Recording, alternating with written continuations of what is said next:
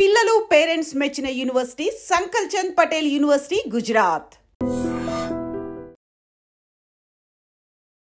నమస్తే, welcome to I dream inside politics with కవిత.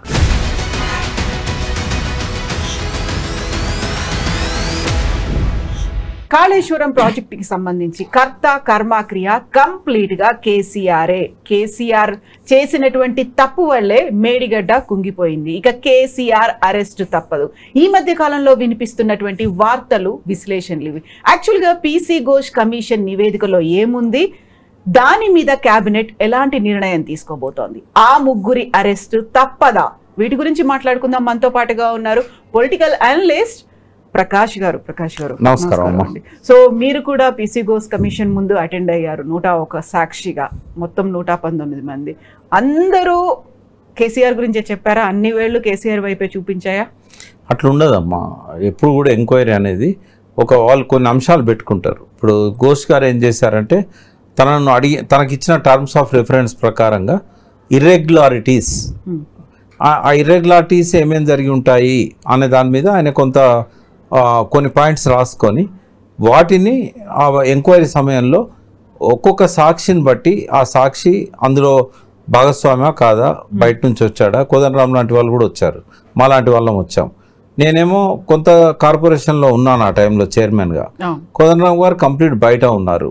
అయితే ఇట్లా ఎవరెవరిని ఏం ప్రశ్నలు అడగాలి అనేది ముందే ఆయన డిసైడ్ చేసుకొని ఆ స్ట్రక్చరల్ ఇంజనీర్స్ ఉన్నారు, డిజైన్లో లోపం ఉన్నదా అనేది వారిని అడుగుతారు, ఎగ్జిక్యూషన్లో ఉన్న వాళ్ళు ఉన్నారు, వాళ్ళను మీరు ఇవెందుకు మార్చాల్సి వచ్చింది, మార్చినట్టయితే ఏమేమి మార్చారు, ఎందుకు మార్చాల్సి వచ్చింది, ఇట్లాంటివి ఉంటాయి.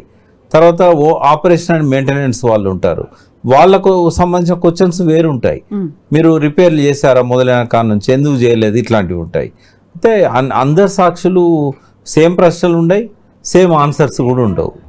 కాబట్టి ఎవరెవరిని ఏం అడగాలో ఆయన ఒక నిర్ణయం తీసుకొని ముందే ప్రిపేర్ అయ్యి, ఫస్ట్ ఆయన ఇక్కడ రాగానే ఏం చేశారంటే కొంతకాలం పాటు అధ్యయనం చేశారు, విజిట్ చేశారు కాళేశ్వరం ప్రాజెక్టును. తర్వాత కన్సర్న్ వాళ్ళతోని గంటల ఆయన చర్చలు జరిపారు తెలుసుకోవడానికి. ఆ తర్వాత ఆయన అప్పుడు ఒక్కొక్క సాక్షిని పిలిచి ముందు ప్రిపేర్ చేసుకున్న నోట్స్ ప్రకారంగా, ఎందుకంటే ఘోష్ గారు టెక్నికల్గా is not engineer, law profession కదా, సుప్రీంకోర్టు జడ్జిగా రిటైర్ అయ్యి వచ్చారు. అయితే జడ్జెస్కి జనరల్గా ఏంటంటే ఏ సబ్జెక్ట్ ఇచ్చినా కూడా దాన్ని స్టడీ చేసి దాన్ని అవగాహన చేసుకున్న తర్వాత కన్సర్న్డ్ పేపర్స్, డాక్యుమెంట్స్ అన్ని ఎగ్జామిన్ చేసి క్వశ్చన్స్ ఫ్రేమ్ చేసుకుంటారు. వచ్చే సాక్షి ఎవరు, ఆ సాక్షిని ఏం అడగాలి. అందుకే ఆయన మధ్యలో చాలా గ్యాప్ తీసుకునేవాడు. ఆ గ్యాప్లో నెక్స్ట్ ఫేజ్ ఎవరిని అడగాలి, అట్లా కేసీఆర్ని అడిగినా, నన్ను అడిగినా, ఇంజనీర్ని అడిగినా ఆ పద్ధతి ప్రకారం చేశాడు. అయితే ఈ మొత్తం ఎంక్వైరీ జరిగిందంతా ఇర్రెగ్యులారిటీస్ మీద, మళ్ళీ అవినీతి అనేది లేదమ్మా. ఇన్ని ఇర్రెగ్యులారిటీస్ జరిగినప్పుడు నిర్మాణానికి సంబంధించి డిజైన్ దగ్గర నుంచి ఎక్కడ ఏది ఆపాలి, ఎంత ఎత్తు పెంచాలి, ఎక్కడ కంట్రోల్ చేయాలి, ఎన్ని పిల్లర్లు ఉండాలి, ఎన్ని గేట్లు ఉండాలి, ఇవన్నిటికీ నిర్ణయం తీసుకుంది కేవలం కేసీఆర్ మాత్రమే అనే దాంతో పాటుగా అక్కడికి అటెండ్ అయినటువంటి ఐఏఎస్ అధికారులు కావచ్చు, ఉన్నత స్థాయి అధికారులు కావచ్చు, దీంతో పాటుగా అక్కడ పనిచేసినటువంటి ఈఎన్సీలు అందరూ కూడా కేసీఆర్ ఏం చెప్పారో అది మాత్రమే మేము చేశాము అనే మాట చెప్పారనేది నిజం కాదా? అది ఆయన ఏం చేశారంటే ఓపెన్ ఎంక్వైరీ చేశారమ్మా. ఎక్సెప్ట్ కేసీఆర్, ఆయన 115వ సాక్షి 16వ సాక్షి, ఆయన ఒక్కడు మాత్రం నేను ఈ రిపోర్టర్స్ ముందట నేను అటెండ్ గాను, క్లోజ్డ్ డోర్ ఎంక్వైరీ కావాలన్నాడు. ఇన్ కెమెరా అంటాం, ఆయన ఒక్కని వరకు ఇన్ కెమెరా చేశారు. హరీష్ రావు గారిని కానీ, రాజేందర్ని కానీ, మమ్మల్ని కానీ, మొత్తం సాక్షులందరూ 118 మంది సాక్షులను ఓపెన్గా మీడియా ముందే ఎంక్వైరీ చేశారు. అయితే వారు ఎంక్వైరీలో మీడియా వాళ్ళు అబ్జర్వ్ చేసింది ఏంటంటే ఆయన అడిగిన ప్రశ్నకు వీళ్ళు ఇచ్చిన సమాధానం. అయితే వీళ్ళు కొంతమంది ఇంజనీర్స్ ఏం చెప్పారు, కేసీఆర్ చెప్తే మేము చేసాము అని అన్నారు. అది వీళ్ళు రాసుకున్నారు కాబట్టి వీళ్ళు ఏమనుకుంటారు, కేసీఆర్ గారే దోషి, కేసీఆర్ చెప్తేనే చేసినాం అన్నారు కదా, కాబట్టి ఇక్కడ ఇర్రెగ్యులారిటీ జరిగిందో లేదో ఘోష్ గారు తేల్చాలి, కానీ జరిగింది అని వీళ్ళు అంటారు. ఇంజనీర్లు కూడా అవును అక్కడ పొరపాటు జరిగిందని చెప్తారు. కాబట్టి కేసీఆరే దోషి అని వాళ్ళ అవగాహన ప్రకారంగా వాళ్ళు పత్రికలలో కానీ టీవీలలో కానీ వాళ్ళు చెప్తున్నారు. కాదమ్మా, అట్లా జరగదు. ఇప్పుడు నేను లా ప్రొఫెషన్ నుంచి వచ్చాను. జనరల్గా ఏం చేస్తారంటే ఉదాహరణకు ఇంజనీర్ చెప్తాడు నీళ్లు వదలాల్సి ఉండే కానీ కేసీఆర్ గారు రైతులకు అవసరం ఉంది మీరు నీళ్లు వదలొద్దు అన్నారు. ఎండాకాలంలో మేము 1 నెలన్న నీళ్లు వదిలి లోపాలు ఏమైనా ఉంటే సరి చేసుకోవడానికి మాకు అవకాశం ఉండాలి. బట్ కేసీఆర్ గారు మాకు వద్దని అన్నారు కాబట్టి మేము నీళ్లు వదలలేదు. దానివల్ల కింద కొంత బొంగ ఏర్పడ్డది, రిపేర్ చేయలేకపోయినాం అని అన్నారు. ఓవన్ టైం సంబంధించిన ఇంజనీర్ ఇది అన్న తర్వాత వీళ్ళు ఏమనుకుంటారు, ఇంకా కేసీఆర్ దోషి, బొంగ అనేది పడ్డది అని చెప్పేసి. అయితే ఘోష్ గారు ఏమో ఆలోచిస్తారు, ఆయన ముందట రాతపూర్వకంగా ఇన్స్ట్రక్షన్స్ ఉండాలి. ఉన్నాయా? లేవు. ఎందుకు లేవు అని అంటే ఘోష్ గారిని ఘోష్ గారు అడిగినప్పుడు వాళ్ళు ఓరల్గా చెప్పారు, ఓరల్ ఇన్స్ట్రక్షన్లు ఇచ్చాడు, మాకు రిటర్న్గా లేవు అన్నారు. ఏదైనా సాక్ష్యం ఉందా అంటే ఏది లేదు. కోర్టుకు కావాల్సింది, న్యాయస్థానానికి న్యాయ విచారణకు కావాల్సింది సాక్ష్యాలు లేనప్పుడు ఘోష్ గారు ఏం చేస్తారు? ఇప్పుడు ఎంతమంది చెప్పినా కూడా కేసీఆర్ గారు చెప్తే మేము చేశామని, అది అధికారుల తప్పు అవుతుంది తప్ప వాళ్ళ తప్పు కాదు. చెప్పారా లేదో కూడా తెలియదు కదా. కాకపోతే అక్కడ సీఎం హోదాలో ఉన్నటువంటి ఒక వ్యక్తియే ఆదేశాలు జారీ చేస్తే సార్ మీరు రిటర్న్ గా ఇవ్వండి, సంతకం పెట్టి ఇవ్వండి, స్టాంప్ వేసి ఇవ్వండి అని అయితే అనలేరు కదా. వీళ్ళు కూడా తప్పించుకోవడానికి ఆయన పేరు చెప్పొచ్చుగా. వీళ్ళ నెగ్లిజెన్స్ వల్ల కూడా అనుకుందాం, నేను వాళ్ళని బ్లేమ్ చేయట్లేదు, తప్పు కూడా పట్టట్లేదు. ఒకవేళ నిజంగానే అయితే ఒక అధికారి ఏం చేయాలంటే రాతపూర్వక ఆదేశాలు ఇస్తే తప్ప ఆయన పాటించకూడదు. ఎవరైనా అంతే. ఎందుకంటే మనకి ఎగ్జాంపుల్స్ ఉన్నాయి. రాజశేఖర రెడ్డి గారు 2004 నుంచి 2009 దాకా ముఖ్యమంత్రిగా ఉన్నారు. వారి పాలనలో జరిగిన అక్రమాల మీద, వారి మరణానంతరం జరిగిన ఎంక్వైరీలో బీపీ ఆచార్య గారు, శ్రీలక్ష్మి గారు వీళ్ళంతా సిన్సియర్ ఆఫీసర్స్. కానీ ముఖ్యమంత్రి చెప్తే చేశాము, ఆయన చనిపోయాడు, డినై చేశాడు. అటువంటిప్పుడు బలయ్యేది ఎవరమ్మా? అధికారులే అవుతారు. మరి అది కేసీఆర్ గారు అన్నారా తెలియదు, వీళ్ళు పోయి చెప్పారా తెలియదు, దానికి ఎవిడెన్స్ కూడా లేదుగా. బట్ దీని మీద ఉన్నటువంటి డౌట్లు వీటన్నిటిని క్లియర్ చేయాల్సింది ఐదర్ పీసీ ఘోష్ కమిషన్కి సంబంధించి పీసీ ఘోష్ గారైనా చెప్పాలి, అందులో ఏముంది అనేది ప్రభుత్వమైనా చెప్పాలి, లేదు ఆయన ఆదేశాలు ఇచ్చారా లేదా అనేది ఆ టైంలో సీఎంగా ఉన్నటువంటి కేసీఆర్ అయినా చెప్పాలి. వాళ్ళేమో మాకు ఆదేశాలు మౌఖికంగా ఇచ్చారని వాళ్ళు చెప్పారు కొంతమంది, కేసీఆర్ గారిని ఫిక్స్ చేయడానికి.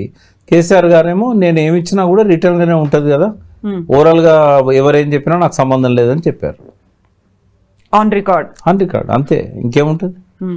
సో ఇప్పుడు అధికారులు ఏమో సీఎం చెప్పింది చేశామంటున్నారు, సీఎం ఏమో నేను ఆదేశాలు ఇవ్వలేదు అనే మాట అంటున్నారు. ముఖ్యమైన నిర్ణయాలు ఎప్పుడు కూడా మౌఖిక ఆదేశాలతోని చేయకూడదు. బలయ్యేది ఎవరు? అధికారులే అవుతారు, బాధ్యులు వాళ్ళే అవుతారు. గతంలో కూడా ఒక క్యాబినెట్ డెసిషన్ తీసుకుంది కాళేశ్వరానికి సంబంధించి అనేటువంటి ఒక మాట కూడా వినిపించింది. తీసుకున్నారు, రాటిఫై చేశారు. అంటే ఏ ప్రాజెక్టుకైనా ముందు డిపిఆర్ ఇవన్నీ వచ్చిన తర్వాత ఆలస్యం కాకుండా ఉండటానికి త్వరగా రకరకాల టెండర్స్ కావచ్చు, బిడ్స్ ఇట్లాంటివన్నీ చేస్తుంటారు. బట్ ఇక్కడ క్యాబినెట్ దాన్ని ఆమోదించిందా లేదా అనేది తర్వాత రాటిఫై చేశారా లేదా అనే దాన్ని బట్టి ఉంటుంది. అయితే మరి రేవంత్ రెడ్డి గారు మినిట్స్ ఏవైతే సబ్మిట్ చేశారో ప్రభుత్వం తరఫున, అందులో వాళ్ళు ముందు క్యాబినెట్ డిసిషన్ తీసుకోలేదు, ఈ తర్వాత రాటిఫై చేసినట్టుంది అని వచ్చింది. కావచ్చు, తప్పేమున్నది. ఏ డిసిషన్ అయినా ముందు తీసుకోవాలని ఏం లేదు. అక్కడ ఏమన్నా తప్పబట్టినా కూడా దానికి పనిష్మెంట్ ఏముండదు. ఆ టైంలో ఉన్నటువంటి సిఎస్ కావచ్చు, లేకుంటే ఇరిగేషన్కి వర్క్ చేసినటువంటి అటు ఎస్కే జోషి గారు, ఇటు స్మితా సబర్వాల్, దాంతోపాటుగా ఈఎన్సీలు, మిగతా వాళ్లతో పాటుగా అటు సీఎం, ఆ తర్వాత ఆ శాఖ మంత్రి, రెవెన్యూ శాఖ మంత్రి, వీళ్ళందరి మీద చర్యలు తప్పవు అనేటువంటి వార్తలు, విశ్లేషణలు ఏమంటారు? ఫస్ట్ ఏంటంటే ఇర్రెగ్యులారిటీస్ ఏమన్నా ప్రూవ్ అయినాయా? అక్కడ ప్రూవ్ అయ్యే అవకాశమే లేదు. నంబర్ 1 నేను చెప్తాను మీకు, ఇది కొంచెం డీటెయిల్గానే చేద్దాం. ఫస్ట్ ఏంటంటే తుమ్మిడిహట్టి నుంచి షిఫ్ట్ చేయడానికి కేసీఆర్ చెప్తే చేశామన్నారు. అక్కడ కేసీఆర్ గారు ఏం చెప్తారు? సిడబ్ల్యూసి చెప్తే నేను చేశాను అంటాడు. దానికి ఆధారం ఉంది. సిడబ్ల్యూసి చెప్తేనే మేము మళ్ళీ ఆల్టర్నేట్ సైట్స్ చూసాము అని చెప్పడానికి సిడబ్ల్యూసి లెటర్ సాక్ష్యం సబ్మిట్ చేశారు ఆయన. నేను అటెండ్ అయినప్పుడే కనీసం ఒక 1500-2000 పేజీల డాక్యుమెంట్స్ నేనే ఇచ్చాను. ఫస్ట్ సాక్షిని నేను, అంటే కాళేశ్వరాన్ని సమర్థించే మొట్టమొదటి సాక్షిని అప్పుడే ఇచ్చాను నేను. వారు డిస్ప్లే కూడా చేశారు టేబుల్ మీద, ఇంత ఎత్తున బుక్స్ పెట్టి నన్ను ఎంక్వైరీ చేసిన రోజు ఇక ప్రకాష్ గారు ఇచ్చిన బుక్స్ ఇవన్నీ అని చెప్పి చూపెట్టారు కూడా. కాబట్టి వారికి అసిస్ట్ చేశాను ఈ విధంగా. వారి దగ్గర లేని కూడా నేను సబ్మిట్ చేశాను.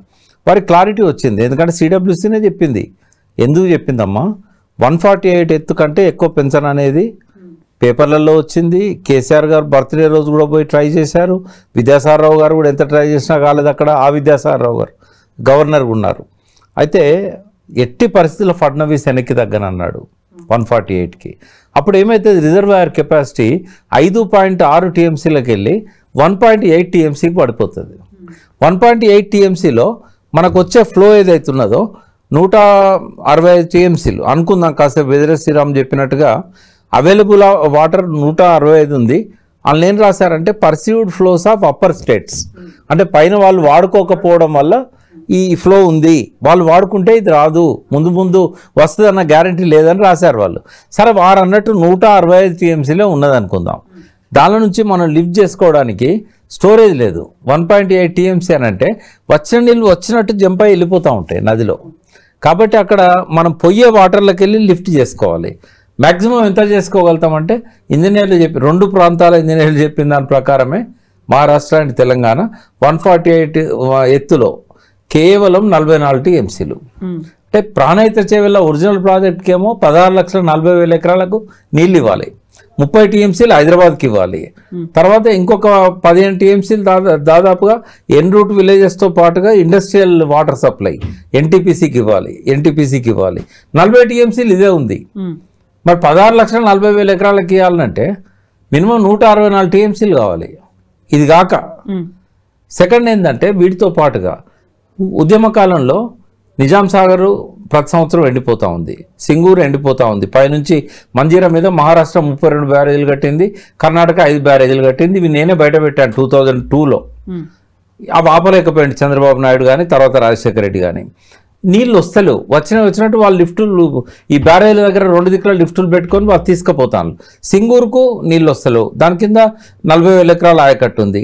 నిజాం సాగర్ కింద 2,31,000 ఎకరాల ఆయకట్టు ఉంది. తర్వాత శ్రీరామ్ సాగర్ ఎప్పుడో ఒకసారి నిండుతూ ఉంది.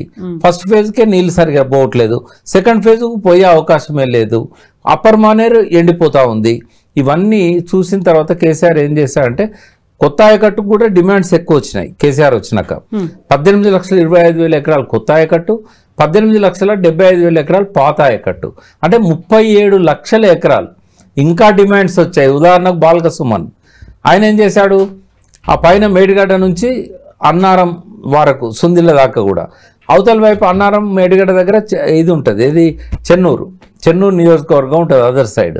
నాకు కావాలని నీళ్ళు అన్నాడు. అక్కడ 3 లిఫ్టులు పెట్టారు, అంటే ఇంకా పెట్టలేదు, అడ్మినిస్ట్రేటివ్ శాంక్షన్ అయింది. అక్కడ 1,00,000 పైన ఎకరాలకు 3 స్టేజీల పంపుల ద్వారా నీళ్ళు ఇవ్వాలనుకున్నారు. ఇట్లా యాడ్ చేసినాయి కలిపితే ఎంత అయినా తెలుసా, 45 lakhs ఎకర్స్, అంటే 450 టీఎంసీలు కావాలి వాటికి. ఆడ అవైలబుల్ ఉన్నది 284 మేడిగడ్డ దగ్గర. ఫ్లడ్ వచ్చినప్పుడే తీసుకోవాలి. అంటే మరి 44 టీఎంసీలు ఏం చేయాలి తుమ్మిడేటి దగ్గర? అందుకని కేసీఆర్ ఏం చేశారంటే 44 మనం ఏం చేసుకోలేము, దాని బదులు పైన వార్దా మీద కనుక బ్యారేజ్ కట్టుకుంటే 2 కిలోమీటర్ల పైన అక్కడ నుంచి ఒక 20 టీఎంసీలు తీసుకోవచ్చు. నేరుగా అదివరకే తవ్విన కాలువలు ఉన్నాయి రాజశేఖర రెడ్డి గారు పీరియడ్లో, ఆ కాలువలకు సప్లై చేయొచ్చు అని చెప్పేసి అది చేశాడు. తుమ్మిడేటిని జరపడం తప్పు కాదు, పాపం కాదు. ఇవాళ 1.5 year అయింది. మరి ఒక్కనాడు లెటర్ రాశాడా ఫడ్నవీస్కి? మళ్ళీ ఫడ్నవీసే ముఖ్యమంత్రిగా ఉన్నాడు. మరి రేవంత్ రెడ్డి ఎందుకు రాయలేదు? మోడీ గారికి ఎందుకు రాయలేదు? జలశక్తి శాఖ మంత్రికి ఎందుకు రాయలేదు? మొన్న పోయినప్పుడు ఏమన్నా పాటిల్ గారికి జలశక్తి మీటింగ్ అయింది కదా చంద్రబాబు నాయుడుతో, మొన్న ఏమన్నా లెటర్ ఇచ్చి వచ్చిండా? కడతామన్న పొంకనాలు కొట్టారు కదా అప్పుడు ఎలక్షన్లప్పుడు ఊరూరా తిరిగి తుమ్మిడాటి కడతామన్నారు కదా. కట్టడం గురించి ఏమన్నా ఒక్క ప్రయత్నం చేశారా వీళ్ళు? కడతానంటే ఏమన్నా టీఆర్ఎస్ అడ్డుకున్నదా? కట్టమనే చెప్పారు కదా, ఎందుకు కట్టలేదు? మరి అది సాధ్యం కాదు. కాబట్టి నాకు తెలిసిన విశ్వసనీయ సమాచారం ప్రకారం ఇంజనీర్లు చెప్పేశారు, సార్ ఎన్ని ప్రయత్నాలు చేయాలో అన్ని చేసినాకనే ఇది సాధ్యం కాదని మేము కేసీఆర్కి చెప్పినామని. మరి ఏం చేద్దాం అన్నప్పుడు కింద తుమ్మిడటి కింద ఇదే ప్రాణహిత మీద ఏదైతే చాప్రాల్ సాంచురీ దాటిన తర్వాత తెలంగాణ ప్రాంతంలో అటు సైడ్ మహారాష్ట్ర ఆడేం సాంక్చురీ లేదు, చిన్న ఒక పెద్ద సైజు చెక్ డ్యామ్ కట్టి ఆ చెక్ డ్యామ్ నుంచి నీళ్ళను ఒక టన్నెల్ ద్వారా జైపూర్ వాగులోకి మళ్లించి ప్యారలల్గా ఒక వాగు పోతుంది. ఆ వాగు వచ్చి గోదావరిలో కలుస్తుంది. ఎక్కడ కలుస్తుంది? సుందిళ్ళ దగ్గర కలుస్తుంది. ఆ వాగులో పడేస్తే సుందిల్లో పడతాయి. కనీసం 2 లిఫ్ట్లు అవాయిడ్ చేయొచ్చు మేడిగడ్డ డౌన్ను అన్నారం. ఇది నడుస్తుంది ఇప్పుడు సర్వే. ఇది బయటికి రాలే, బట్ జరుగుతున్నది గది. తుమ్మిడట్టు వాళ్ళు కూడా కట్టడానికి లేదు అవకాశం. ఘోష్ గారు ఎట్లా తప్పబడతారమ్మా? ఇప్పుడు ఆల్రెడీ ఉన్న ప్రాజెక్ట్ మీదే మీరు చెప్పినటువంటి టన్నెల్లు జైపూర్ దగ్గర నుంచి ఇప్పుడు సుందిల్లకి కనెక్ట్ చేయాలి అనేది ఆల్రెడీ ఉన్న కాళేశ్వరం ప్రాజెక్ట్ కి ఇది, ఎందుకంటే మేడిగడ్డ అన్నారం లిఫ్ట్లను అవాయిడ్ చేయడానికి పైనుంచి గ్రావిటీతో వచ్చే ఇది ఆల్రెడీ కేసీఆర్ గారు ఆయన పీరియడ్లోనే చెప్పారు. మనం కింద నుంచి నీళ్ళు తీసుకున్నా కూడా పైనుంచి వచ్చేటి డైవర్ట్ చేయడానికి రిటైర్డ్ ఇంజనీర్స్ ఒక ప్రతిపాదన పెట్టారు, దీన్ని పరిశీలించండి అని చెప్పాడు ఆయన. వార్దా నీళ్ళేమో అశ్వాబాద్కు మంచిర్యాలకు పైనుంచి ఇద్దామని, బెల్లంపల్లి ఏరియా ఆయకట్టుకు పైన, ఇదేమో కింద నుంచి జైపూర్ వాగులోకి మళ్లించాలనేది కేసీఆర్ గారే చెప్పారు. అది మళ్ళీ అదే అవుతున్నది. తుమ్మిడట్టి వాళ్ళు చేయలేరు, ఇంపాసిబుల్. ఆయన ఎట్లా తప్పబడతాడు? సిడబ్ల్యూసి లెటర్స్ అన్నీ సాక్ష్యం ఉన్నాయి దానికి. కాబట్టి ఇక్కడ కేసీఆర్ దోషిగా నిలబడాడు. ఈ cannot find a fault in KCR ఎంతమంది చెప్పినా. డిజైన్స్ విషయానికి వద్దాం. ఆడ ప్రాజెక్ట్ కట్టమన్నది కేసీఆర్ కాదు, వాప్కోస్ రిటర్న్ ఉంది రిపోర్ట్. వాప్కోస్ ఇచ్చిన రిపోర్ట్ ఆధారంగా ముఖ్యమంత్రి డిసిషన్ తీసుకున్నాడు. అది ఆయన తప్పెట్లయితే వ్యాప్కోసే ఇచ్చారు, డబ్బులు కట్టి వ్యాప్కోస్తోని సర్వే చేయించాం. సర్వే చేసిన కాడ కట్టాలన్నా ఎక్కడ కట్టాలి? నిజంగానే వాళ్ళు చెప్పిన దగ్గర కట్టకపోతే కేసీఆర్ తప్పు అవుతుంది. వాళ్ళు చెప్పిన దగ్గర కడితే ఆయన తప్పు ఎందుకు అవుతుంది? ఒక్కనాడు రాలేదు ఆయనే. ఒక్కనాడు రానప్పుడు ఆయనకు బాధ్యత ఎట్లుంటుంది? ఇప్పుడు వాప్కోస్ కావచ్చు, లేకపోతే ఎల్ఎన్టీ కావచ్చు, ఇవన్నీ కూడా ఏవి తెర మీదకి ఆ పేర్లు రావట్లేదు, వాళ్ళ పాత్ర రావట్లేదు. కేవలం కేసీఆర్ చెప్పడం వల్లే మేము చేశాము అనే మాట.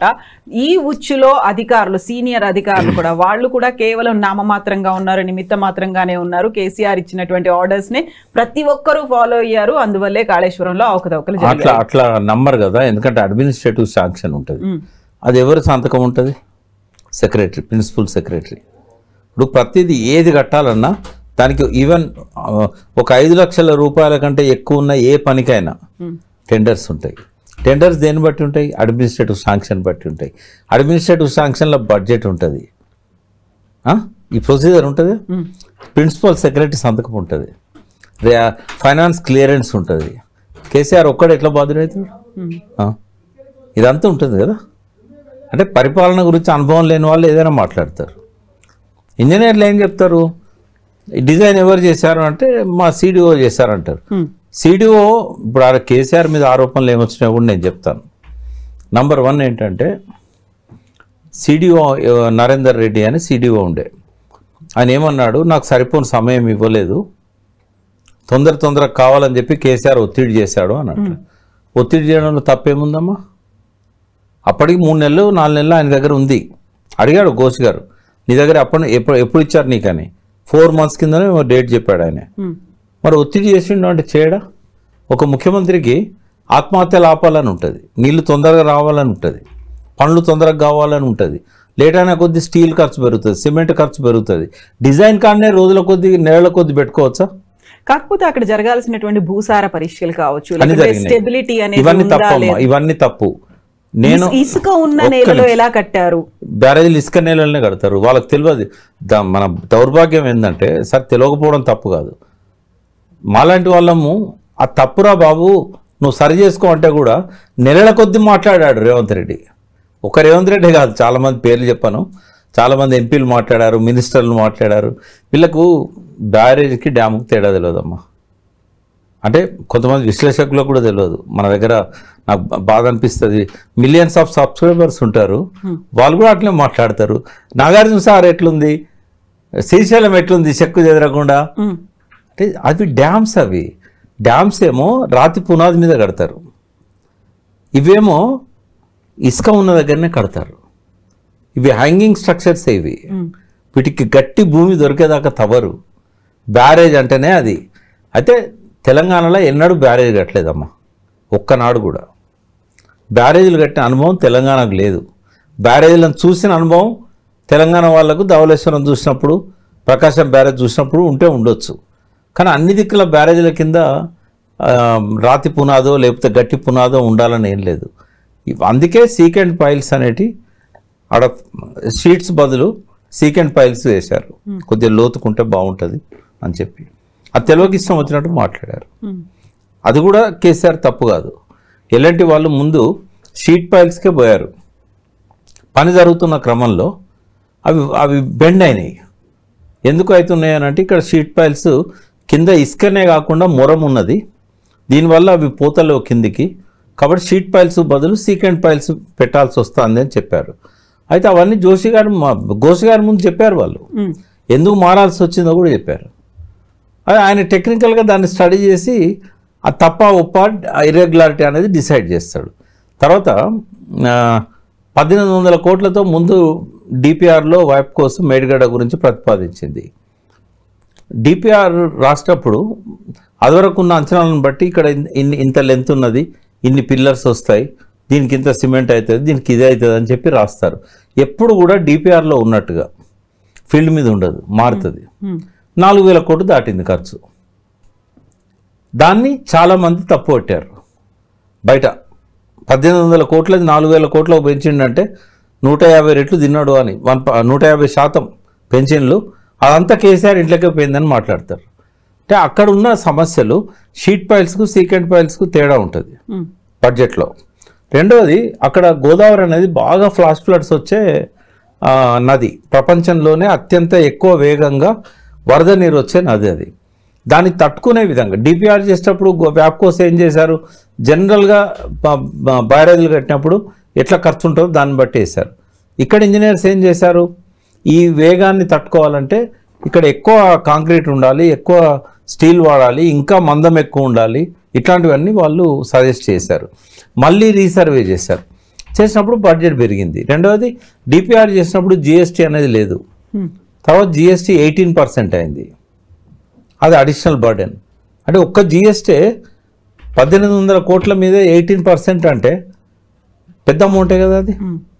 రెండవది, అక్కడ పియర్స్ వీళ్ళు లెక్కేసిన దానికంటే ఎక్కువ అవసరమైనవి. తర్వాత అవతల నుంచి వచ్చే కొన్ని స్ట్రీమ్స్ని డైవర్ట్ చేయడానికి మళ్ళీ అక్కడ స్ట్రక్చర్స్ కట్టాల్సి వచ్చింది, ఈ డైవర్షన్ స్ట్రక్చర్స్.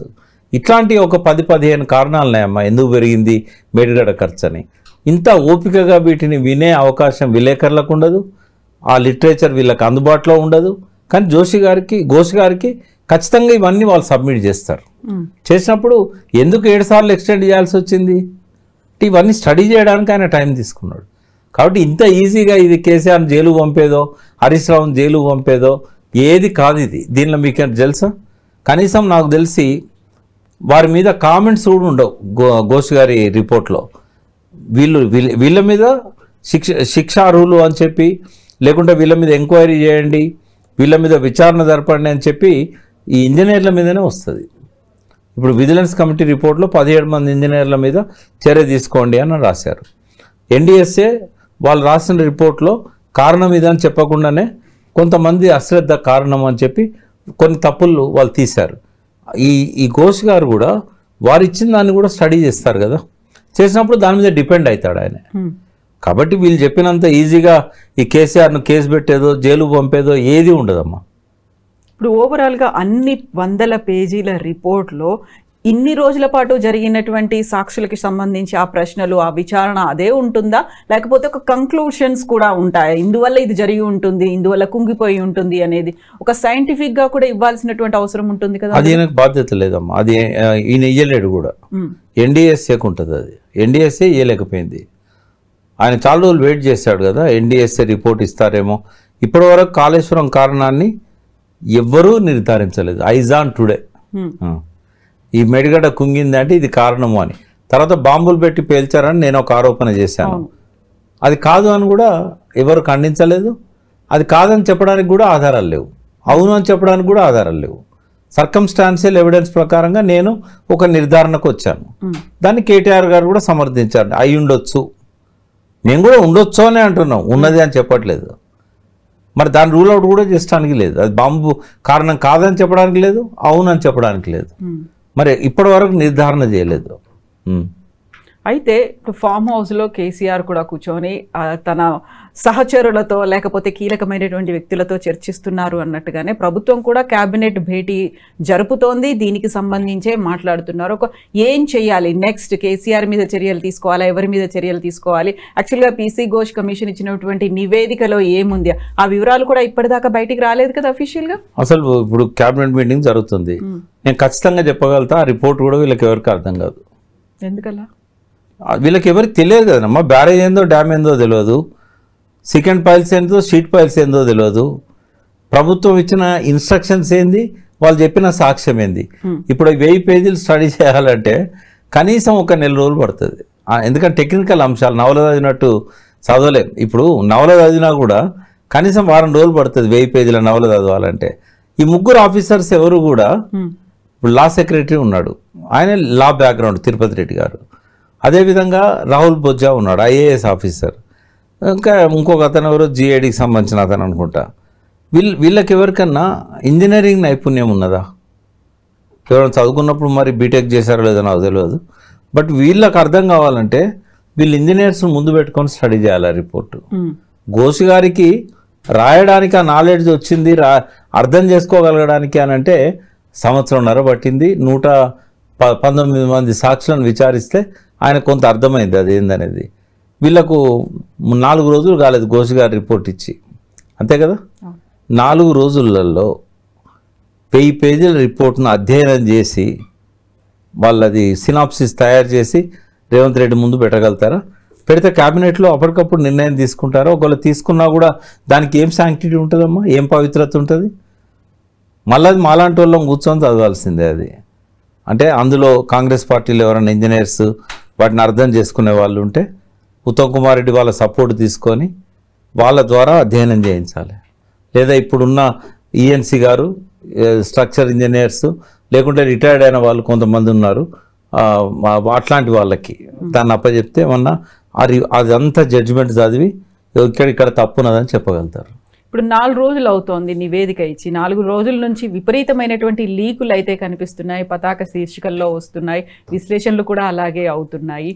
అది కేవలం లీక్ అంటారా, ఫ్యాబ్రికేటెడ్గా జరుగుతున్నటువంటి ఒక ప్రచారం? అంటే ఏ పత్రికలు అయితే ఇతర రాజకీయ పార్టీలకు వత్తాసు పలికేటి ఉన్నాయో పొలిటికల్లీ మోటివేటెడ్ పత్రికలు మాత్రమే రాస్తున్నాయి. ఒక న్యూట్రల్ పత్రిక అయితే, అంటే వెతికితే కూడా న్యూట్రల్ పత్రికలు దొరకవు అనుకోండి, బట్ ఎక్కువ పత్రికల్లో ఎక్కువ దాని మీద వక్రీకరించి రాసింది కానీ అది వరకు తెలియదు కదమ్మా. వాళ్ళ విలేకరులను అడుగుతారు, మీరు ఉన్నప్పుడు సాక్షుల విచారణలో ఏమేమి జరిగిందని, అప్పటి పాత పేపర్లు తిరిగేస్తారు, ఏ రోజు ఆ రోజు రిపోర్ట్ వస్తుంది కదా తెల్లారి, వాటి మీద ఆధారపడి రాసినాయి తప్ప ఏ పత్రికకు ఇప్పటివరకు ఆ కాపీ అందలేదు, ఏ నాయకుడు కూడా దాన్ని చదవలేదు, ఏ పత్రికాధిపతి కూడా చదవలేదు. చదవనప్పుడు ఎట్లా వాళ్ళకి అర్థం ఎట్లయితుంది, వాళ్ళు ఎట్లా రాస్తారు? కాకపోతే ఇప్పుడు కాళేశ్వరం అనేది అతిపెద్ద ప్రాజెక్టు, దానికి ఒక మనకి తెలంగాణ రాష్ట్రానికి నీళ్లు నిధులు నియామకాలు అనుకున్నట్టు నీళ్లకి సంబంధించి 1 కోటి ఎకరాల మాగాణి చెయ్యాలి అంటే కాళేశ్వరం ప్రాజెక్ట్ వల్ల అవుతుంది అని చెప్పారు. దానివల్లే వరి ఉత్పత్తి పెరిగింది అనేది రికార్డులో కూడా లెక్కలు కూడా చూపించిన తర్వాత ఇప్పుడు ప్రజలకి కావలసినటువంటి క్లారిటీ ఎప్పుడు వస్తుంది, ఎవరిస్తారని నేను ఒకటి అడుగుతానమ్మా. 968 టీఎంసీలు మన వాటా అని చెప్పేసి గోదావరిలో వాళ్ళు చెప్పారు. బట్ అది కరెక్ట్ కూడా కాదు. ఎందుకంటే మన వాటా 79%. ఇప్పటివరకు ట్రిబ్యునల్ ఆంధ్ర తెలంగాణ మధ్య ఇంత అని చెప్పలేదు కాబట్టి 79% తెలంగాణ వాటా, 21% ఆంధ్ర వాటా. పోలవరం కనుక ఇప్పటివరకు రాలే కదా, వాళ్ళకి ఇచ్చిన 21% వాటా వాళ్ళు వాడుకోలేదు ఇప్పటిదాకా. అంటే 200 పైన టీఎంసీలు వస్తుంది. మనకిచ్చిన 968 కావచ్చు, లేదా రేపు 1150 కావచ్చు, 79% అంటే మనము వాడుకోలేదు. ఇప్పుడు ఎక్కడ వాడుకుంటారు? ఒకవేళ కనుక కాళేశ్వరం లేకపోతే, నేను ఎందుకు అడుగుతున్నా అంటే 968 టీఎంసీలే కావచ్చు, ఎక్కడ వాడుకుంటారు, ఎట్లా వాడుకుంటారు? తుమ్మిడేటి నుంచి మ్యాక్సిమం తీసుకుంటే 44 టీఎంసీ తీసుకోగలుగుతారు ఒకవేళ తుమ్మిడేటి కడితే. కాళేశ్వరమే లేదనుకోండి, ఇప్పటివరకు ఎన్నైతే వాడుకుంటున్నామో 450 టీఎంసీలు సుమారుగా వర్షాలు వచ్చినప్పుడు, వరదలు వచ్చినప్పుడు గవ్వే వాడుకుంటాం. ఈ మిగతా అన్ని సముద్రంలో పంపాల్సిందే మనం. ఆ సముద్రంలో పోయే మన వాటా నీళ్ళను వాడుకోవడానికే కాళేశ్వరం. ఈ విమర్శించే వాళ్ళు కోదండరామ్ దగ్గర నుంచి జయప్రకాష్ నారాయణ దగ్గర నుంచి వీళ్ళందరంటే నా గౌరవం. వీళ్ళందరినీ నేను ఒకటే అడుగుతున్నా, కాళేశ్వరం లేదు, ఎట్లా వాడుకుంటారు? ఎందుకంటే నీళ్లు ఉన్నాయేమో ప్రాణహిత దగ్గర మన వాటర్ నీళ్లు, మనం ఉన్నదేమో 600 మీటర్లు కింద నుంచి 100 నుంచి 600 మీటర్లు పైన. ఎట్లా వాడుకుంటాం? కాళేశ్వరం లేదు, వదిలేద్దామా? బనకచెర్లకు వదిలేద్దామా నీళ్ళు? ఇప్పుడు బనకచెర్లకు కాళేశ్వరానికి తేడా ఏం లేదు. బనకచెర్ల 9 లిఫ్ట్లు, ఒక టన్నెల్. ఇక్కడ కూడా టన్నెల్స్ ఉన్నాయి, 9 లిఫ్ట్లు ఉన్నాయి. బనకచెర్లకేమో పంటకాలం మొత్తానికి లిఫ్ట్ చేయాలి. నాట్లు వేసే దగ్గర నుంచి కోత కోసేదాకా లిఫ్ట్ చేయాలి. కాళేశ్వరంకి అట్లా కాదు. ఉదాహరణకు శ్రీరామ్ సాగర్కు వరద వచ్చింది. ఆ వరద కాలువ ఒకటి ఉంది తెలుసుగా మీకు. ఆ వరద కాలువ మిడ్మానేర్కు వస్తుంది డైరెక్ట్. ఆ వరద వచ్చినప్పుడు మిడ్మానేర్కు డైరెక్ట్ పంపిస్తారు. మిడ్మానేర్కు అన్నారం మన మేడిగడ్డ నుంచి పోవాలంటే కన్నెపల్లి పంప్ హౌస్లో పంపులు ఆన్ చేయాలి, అన్నారంలో పంపులు ఆన్ చేయాలి, సుందిళ్ళలో పంపులు ఆన్ చేయాలి. ఎల్లంపల్లి పడేసినాక సొరంగం ద్వారా నందిమేడారం పంప్ హౌస్లో పోతుంది. అక్కడ నుంచి గాయత్రి పంప్ హౌస్లోకి వస్తుంది. గాయత్రి పంప్ హౌస్ నుంచి మిడ్మానేరు పోతాయి. అంటే 5 పంపులు ఆన్ చేస్తే తప్ప, బాహుబలి పంపులు అవి కూడా మిడ్మానేరుకు రావు. ఒకవేళ వరద వచ్చింది అనుకో శ్రీరామ్ సాగర్, డైరెక్ట్ పోతాయి కదా. ఈ 5 పంపులు ఆన్ చేయరు కదా. ఆన్ చేయనప్పుడు వాటికి బిల్లులు ఎక్కడి? కరెంటు బిల్లులు ఎక్కడి? వీళ్ళు లెక్క చేస్తారు, ఎకరానికి ₹1,00,000, 25,000 రూపాయలు అని జయప్రకాష్ లాంటి వాళ్ళు. నేనేమంటున్నా, వరద వచ్చింది ఈ సంవత్సరం, శ్రీరామ్ సాగర్ గేట్లు తెరుస్తారు రేపు ఎల్లుండో. మొన్న 3 సంవత్సరాలు తెరిచారు, బిల్లు వచ్చిందా కాళేశ్వరం పంపులది? అది స్టాప్ గ్యాప్ అరేంజ్మెంట్. ఇంకా క్లియర్గా చెప్తా, నదుల అనుసంధానం బాగా చర్చనీయాంశమైంది కదా, దానికి బెనిఫిట్ కాస్ట్ రేషియో ఉంటుందమ్మా. ఇప్పుడు కావేరీ బేసిన్కు ఎక్కడెక్కడి నుంచి నదులను తీసుకొచ్చి కావేరీ బేసిన్లో కలుపుతారు. ఉదాహరణకు ఛత్తీస్గఢ్లో ఉన్న ఉపనదుల నీళ్ళని గోదావరిలోకి వస్తాయి, ఇంద్రావతి తర్వాత ఒరిస్సా నుంచి శబరి ద్వారా వస్తాయి. ఇవన్నీ కలిపి కృష్ణాలో కలుస్తాయి, కృష్ణా నుంచి బనకచెర్ల పోతాయి, బనకచెర్ల నుంచి కావేరీకి పోతాయి. ఇదంతా కాస్ట్ విపరీతంగా అవుతుంది కదా. కావేరీ పోయిన తర్వాత కొత్త ఆయకట్టు ఏమైనా ఉంటుందా?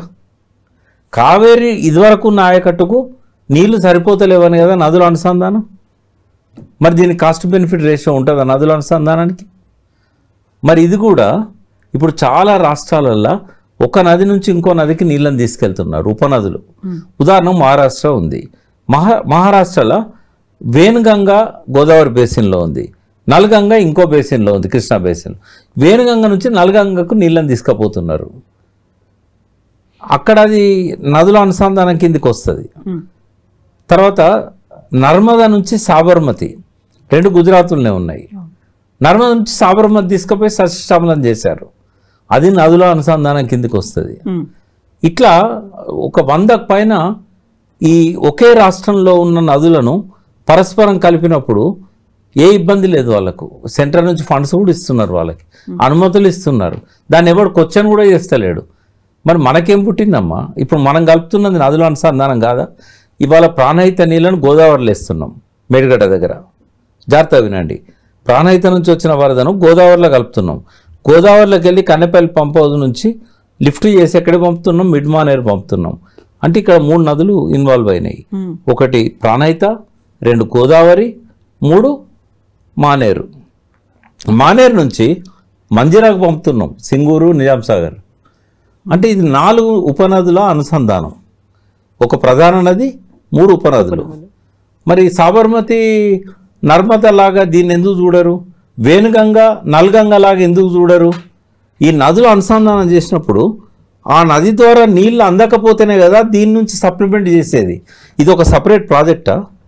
ఇప్పుడు మేడిగడ్డ దగ్గర ఆయకట్టు ఉందా? ఇప్పుడు అంటే ఏదో వాళ్ళు అక్కడ ఎమ్మెల్యేలు గొడవ చేస్తుండని బాల్క సుమన్ కోరిక మేరకు 1,00,000 ఎకరాలకు నీళ్ళు ఇవ్వాలని చెప్పేసి అన్నాడు. ఇప్పుడు వివేక్ను ఒక ప్రశ్న అడుగుతాను నేను. అది ఆల్రెడీ అడ్మినిస్ట్రేటివ్ శాంక్షన్ దాదాపుగా ఒక 1,600 కోట్లకు వచ్చింది. బిడ్డింగ్ అంటే టెండర్స్ పెట్టాలి. ఆ టైంలో గవర్నమెంట్ మారింది. ఇవాళ మేడిగడ్డను ఎత్తేయాలంటున్నారు కదా కాంగ్రెస్ ప్రభుత్వం, రిపేర్ చేయాలంటున్నారు. దీనివల్ల చెన్నూరు రైతులకు నష్టం జరుగుతున్నది. సుమన్ను ఓడించి నిన్ను గెలిపించినందుకు, అప్పటికప్పుడు బీజేపీలోకి వెళ్ళి వస్తే నీకు పట్టం కట్టినందుకు, 50,000 40,000 మెజారిటీ ఇచ్చినందుకు నువ్వు ఇవాళ వాళ్ళ ప్రాజెక్ట్ రద్దు చేసి వాళ్ళ పుట్ట మీద కొడతావా అని నేను మంత్రి వివేక్ గారిని అడుగుతున్నా. అంటే వీళ్ళు మేడిగడ్డను సరిగ్గా అర్థం చేసుకుంటే అసలు 45 లక్షల ఎకరాలకు అది నీళ్లను సప్లిమెంట్ చేసే స్కీమ్ అది. నిజంగానే వరదలు వచ్చినాయి అనుకోండి, కాళేశ్వరంలో పంపులే ఆన్ చేయరు. కాళేశ్వరం నుంచి మొదలుపెట్టి గాయత్రి పంప్ హౌస్ దాకా ఏ బాహుబలి పంపులు కూడా ఆన్ కావు. ఒకవేళ వరద కాలం నుంచి నీళ్ళు రాలేదు, కడెంకు పైన 7 నదులు ఉన్నాయి, నదులు అంటారు దాన్ని. ఆ 7 నదుల నుంచి ఎప్పటికీ ఫ్లడ్ వస్తుంది. అది ఎల్లంపల్లికి వచ్చింది అనుకోండి, ఎల్లంపల్లి నుంచి డైవర్ట్ చేస్తే ఈ 3 పంపులు ఆన్ చేయాల్సిన అవసరం లేదు. కన్నెపల్లి, అన్నారం, సుందిల్ల. ఇది ఆన్ చేయకుండానే కడెం నుంచి ఎల్లంపల్లికి వస్తాయి, ఎల్లంపల్లి నుంచి నందిమేడారం, నందిమేడారం నుంచి గాయత్రి, గాయత్రి నుంచి మిడ్ మానేరు. అంటే 2 ఆల్టర్నేటివ్స్ ఉన్నాయి ఆల్రెడీ. అవి రాకపోతేనే అప్పుడు మనం అన్నారం నుంచి, సుందిల్ల నుంచి, మేడిగడ్డ నుంచి నీళ్ళు ఎత్తుకొస్తుంటాం. ఇప్పుడు బోల్డ్ అన్ని కన్ఫ్యూజన్స్ ఉన్నాయి. ఎందుకంటే ఒక ప్రతిపక్షం, ప్రభుత్వం, కమిషను, ఆ తర్వాత వస్తున్నటువంటి విశ్లేషణలు, ఇవన్నీ కన్ఫ్యూజన్స్ ఉన్నాయి. వీటన్నిటి ఈక్వాలిటీ ఏంటంటే రాజకీయం. ఎస్. సో ఈ రాజకీయాలు పక్కన పెడితే కాళేశ్వరానికి సంబంధించి నిజంగా బెనిఫిట్ అయిందా, అవకతవకలు జరిగాయి, దాంట్లో అక్రమాలు కూడా జరిగాయి, వీటన్నిటికి సంబంధించినటువంటి ఒక క్లియర్ పిక్చర్ అనేది ఎప్పుడు వస్తుంది? ఇట్స్ అన్ యాక్సిడెంట్ అమ్మా, వాళ్ళు ఏం తేల్చలేదు అనుకోండి, దీని వెనకాల సబెటోజ్ లేదు, కుట్ర లేదు, నేను అన్నట్టు బాంబ్ బ్లాస్ట్ లేదు, రూల్ అవుట్ చేయనియండి, ప్రమాదము అవుతుంది. ఒకవేళ కుట్ర లేకపోతే ఏమవుతుంది? ప్రమాదము అవుతుంది. ప్రమాదం అంటే it's a act of God. Accident is equal to act of God. మన డిక్షనరీ మీనింగ్ అది. కావాలని చేస్తారమ్మా ఎవరన్నా ప్రమాదం? కావాలని పిల్లల్ని ఊలగొడతారా ఎవరన్నా? అటువంటిప్పుడు ఏమవుతుంది? ప్రమాదం కిందికి వస్తుంది. ప్రమాదం ఎందుకు జరిగింది, అందులో నెగ్లిజెన్స్ ఏమైనా ఉన్నదా, ఏ ఇంజనీర్ది ఉన్నది, ఎవరన్నా చేయాల్సిన పనులు చేయలేకపోయినా అది బయటికి తీస్తారు. బయటికి తీసినప్పుడు వాళ్ళకి శిక్ష తప్పదు. బట్ ప్రభుత్వంలో ఉన్న పెద్దలకు ఎప్పుడు సంతకాలు చేసే క్యాబినెట్ మీటింగ్లో అప్రూవల్ ఇస్తారు తప్ప వాళ్ళు ప్రతి పని మీద వాళ్ళు సంతకాలు పెట్టరు, సెక్రటరీ చేస్తాడు సంతకం. కాబట్టి ఆల్వేస్ రూల్ చేసే వాళ్ళు సేఫ్. ఏమైనా తప్పులు చేస్తే అధికారులు బలవుతారు. ఓరల్ ఇన్స్ట్రక్షన్లతోని ఎవరు కూడా ఇంపార్టెంట్ పనులు చేయకూడదు. బట్ అదే మంచి జరిగితే మాత్రం క్రెడిట్ అంతా ప్రభుత్వానికి పోతుంది, చెడు జరిగినా ప్రభుత్వానికే పోతుంది. ఉదాహరణకు రజాకారులు చేసిన ఊచకోతకు నిజాం బాధ్యుడేంటి కదా, నిజాంకి ఏమైనా సంబంధం ఉందా? రజాకారులకు ఏం సంబంధం లేదు. కాకపోతే వాళ్ళను స్వయం సేవకులు అని చెప్పి కాసిం రజ్వీ చేసినప్పుడు ఒక నిఘా పెట్టి నిజంగానే స్వయం సేవ చేస్తుండ్రా, ఊచకోత వస్తుండ్రా అని అసమర్థుడు నిజాం. అందుకని ఆయన బాధ్యత వహించాల్సి వచ్చింది. ఇక్కడ కేసీఆర్ గారు కూడా ఆయన కట్టినప్పుడు ఏదైతే దృష్టి పెట్టాడో 3 షిఫ్ట్లల్లో కాళేశ్వరం కట్టడం, ఇదంతా కూడా ఆయనేం ఇంజనీర్ కాదు కదా. అయితే ఆయనకు అప్డేట్ చేయడంలో ఇంజనీర్లు ఫెయిల్ అయ్యారు. ఉదాహరణకు మే నెలలో నీళ్ళను ఖాళీ చేసి ఏమన్నా రిపేర్లు అవసరమా లేదా అనేది పరిశీలించాలి. వీళ్ళకు ఆయన దగ్గరికి పోయే ధైర్యమే ఉండదు. ఒకవేళ పోదామనుకున్న అపాయింట్మెంట్ దొరకలేదా? ఈఎన్సీలకైతే ఆయన ఎన్నడూ అపాయింట్మెంట్ ఇవ్వకుండా లేడు. ఈఎన్సీలకు ఫోన్ కాంటాక్ట్ ఉంటుంది సీఎం గారితో. మరి ఎక్కడ జరిగింది పొరపాటు అనేది వాళ్ళు చెప్పాలి అంతే. మరి ఘోష్ గారికి ఇవన్నీ చెప్పారా? చెప్తే ఆయన నమ్ముతాడా? రిటర్న్గా లేనప్పుడు ఐ విట్నెస్ లేదు, రిటర్న్ లేదు, మేము చెప్పాము ఆయన వినలేదు అంటే దానికి ఏమి ఉండదు, శాంక్టిటీ, దాని ట్రస్ట్ ఏమి ఉండదు అట్లా చెప్తే. జ్యుడిషియల్ ఎంక్వైరీలో ప్రతిదానికి సాక్ష్యం కావాలి. ఇప్పుడు కేబినెట్ ఎలాంటి నిర్ణయం తీసుకుంటుంది అనుకుంటున్నారు మీరు? అంటే కేసీఆర్ గారిని మీద బట్టగాల్చి మీదేద్దాం అనుకుంటే తీసుకోవచ్చు, లేదా దీన్ని అధ్యయనం చేయడానికి నాకు తెలిసి అయితే ఈ రిపోర్ట్ని అధ్యయనం వాళ్ళు ఒకవేళ సిన్సియర్గా ఆలోచిస్తే ఈ 1000 పేజీల రిపోర్ట్ని అధ్యయనం చేయడానికి ఒక ఇంజనీర్స్ కమిటీ, ఒక పోలీస్ ఆఫీసర్, ఎవరైనా లా బ్యాక్గ్రౌండ్ ఉన్న వ్యక్తి కావచ్చు, లేదా లా సెక్రటరీ కావచ్చు, కూలంకుషంగా అధ్యయనం చేయండి. చేసి అలా ఎవరెవరి మీద ఇప్పుడు ఆ సిఫార్సులు ఏవైతే ఉంటాయో ఆ సిఫార్సుల ప్రకారం మనం నిజంగానే చర్య తీసుకోవచ్చా అనేది ఒక కమిటీ వేసి కమిటీ రిపోర్ట్ను తీసుకోవాలి. ఎందుకంటే ఈ ఉత్తమ్ కుమార్ రెడ్డి కానీ ఆయన ఏరోనాటికల్ ఇంజనీర్ కావచ్చు, ఆయన పైలట్ కావచ్చు, బట్ ఇరిగేషన్ ఇంజనీర్ కాదు కదా. రేవంత్ రెడ్డి అయితే అసలు ఇంజనీరింగ్కి సంబంధం లేదు కదా. మరి వీళ్ళకి ఎట్లా అర్థమవుతుంది? ఇది ఎవరో ఒకరు అధ్యయనం చేసి రికమెండేషన్స్, ఆయన చేసిన సిఫార్సులు ఏవైతే ఉంటాయో వాటి మీద ప్రోస్ అండ్ కాన్స్ అనేటివి కూడా అధ్యయనం చేయాలి. రాజకీయాలు ఎప్పుడు అవసరాల మీద ఆధారపడి ఉంటాయి. శిక్షకు సిఫారసు చేస్తే ఏముంటుంది? ఇంకోటి శిక్ష తీసుకోమని ఎవరు కూడా జ్యుడిషియరీ కమిషన్ సజెస్ట్ చేస్తుంది అంతే, దానికి మ్యాండేటరీ కాదు అది. ఇప్పుడు ఘోష్ గారు ఇచ్చిన ఏ సిఫారసు అయినా ఇట్స్ నాట్ మ్యాండేటరీ. చర్యలు తీసుకోండి. మీకు తెలుసా చాలా కమిషన్ రిపోర్ట్స్ని అసలు వెలుగు చూడకుండా తొక్కేశారు. రాజారావు కమిషన్ వెనకట ఎప్పుడో వేశారు. అంటే ఇవన్నీ కూడా ఏంటంటే 100% మ్యాండేటరీ ఏం కాదు, ప్రభుత్వానికి సిఫార్సులే. ప్రకాష్ గారు, థ్యాంక్ యూ సో మచ్ అండి. Thank you. నిజంగా ప్రస్తుతం ఉన్నటువంటి సమాజం దేనికి ప్రయారిటీ ఇస్తుంది? ఆర్థిక సంబంధాల చుట్టూ మాత్రమే తిరుగుతోంది. మళ్ళీ ఎన్నికలంగానే చాలా విరక్తి కలుగుతాను. మంచి అనిపిస్తుంది కదా, లేడీస్ కూడా ఛాలెంజింగ్ జాబ్స్ చేసినప్పుడు చాలా బాగుంటది. ట్రాఫిక్ అసిస్టెంట్స్ గా నియమించిన ట్రాన్స్జెండర్స్ అందరితో సాల్యూట్ చేయించుకుంటున్నారు. ఫుడ్ డెలివరీ ఇవ్వటానికి వెళ్ళినటువంటి డెలివరీ బాయ్ అనిల్ పై కళ్ళ ముందు